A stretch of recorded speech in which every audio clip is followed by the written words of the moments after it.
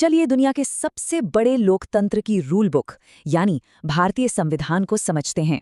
तो किसी भी समाज को एक रूल बुक की जरूरत आखिर क्यों होती है? सीधी सी बात है, ऑर्डर बनाए रखने के लिए।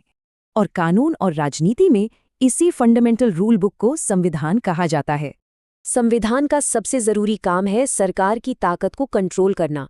इसीलिए सरकार को 3 हिस्सों में बांटा गया है। पहला है लेजिस्लेचर यानी विधायिका। इसका काम है देश के लिए कानून और नीतियां बनाना। दूसरा है एग्जीक्यूटिव यानी कार्यपालिका, जो उन कानूनों को जमीनी स्तर पर लागू करती है। और तीसरा जुडिशरी यानी न्यायपालिका, जो कानून की रक्षा करती है और उसे इंटरप्रेट करती है। लेकिन अगर कोई एक ब्रांच बहुत ज्यादा पावरफुल हो जाए तो यही संविधान का खास डिजाइन काम आता है। यह है चेक्स एंड बैलेंसेस का सिस्टम।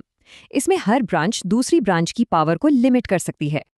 अब दुनिया भर के मॉडल्स को देखें तो पता चलता है कि पावर या तो सेंट्रलाइज्ड होती है या फिर डिवाइडेड। राज्यों को एक साथ कैसे बांधा जाता है, ये इस बात पर निर्भर करता है कि ये बंधन कितना मजबूत है। सबसे कमजोर है कॉन्फेडरेशन, एक व्हाट्सएप ग्रुप की तरह। जब मतलब पूरा हो जाए तो ग्रुप छोड़ दो।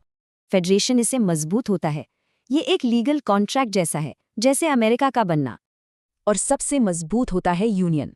इसमें राज्य एक परिवार की तरह देश का अटूट हिस्सा होते हैं। तो फिर भारत ने क्या चुना? संविधान कहता है इंडिया यानी भारत राज्यों का एक संघ होगा। इसी वजह से भारत के सिस्टम को क्वाजी फेडरल यानी अर्धसंघीय कहा जाता है। ये बड़ा शानदार बैलेंस है। ये क्षेत्रीय विविधता का सम्मान भी करता है और संकट में देश को एक भी रखता है। इस ऐतिहासिक दस्तावेज को बनाने का काम बहुत बड़ा था। इसमें ठीक 2 साल 11 महीने और 18 दिन लगे। और मजे की बात यह है कि ओरिजिनल संविधान प्रिंटेड नहीं है। इसे शांति निकेतन के कलाकारों ने सजाया था। इसे लिखा था प्रेम बिहारी नारायण रायजादा ने, और उन्होंने इसके लिए कोई पेमेंट नहीं ली, बस एक शर्त थी। इसीलिए भारत का संविधान दुनिया में सबसे लंबा है, ताकि कोई कंफ्यूजन की गुंजाइश ही न रहे। आज इसकी ओरिजिनल कॉपीज संसद की लाइब्रेरी में हीलियम से भरे खास केसों में रखी हैं।